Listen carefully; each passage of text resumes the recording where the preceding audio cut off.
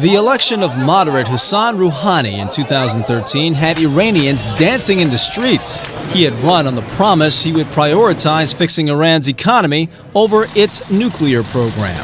Nuclear talks with the West had gone nowhere during the confrontational presidency of Rouhani's predecessor, Mahmoud Ahmadinejad. By the end of his term, sanctions had cut Iran's oil exports in half, and the threat of war hung over the country.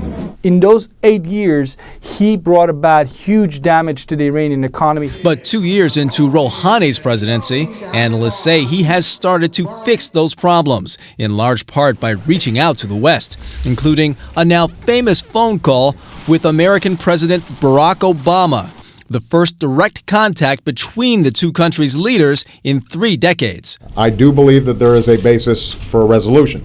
That resolution came in July when Iran and 6 world powers led by the U.S. reached their historic nuclear deal. Iran will forego pursuing nuclear weaponry and get billions in sanction relief without having to completely give up pursuing nuclear energy.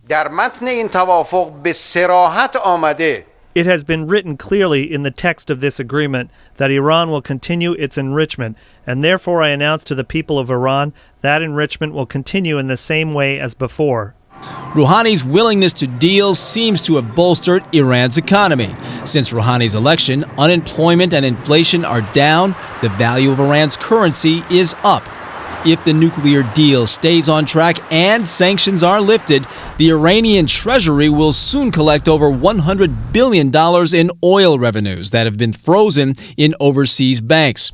Mr. Rouhani needs that money to fully deliver on his promise of a better economy before he can focus on bigger goals, including overcoming hardline opposition to win a second term as president.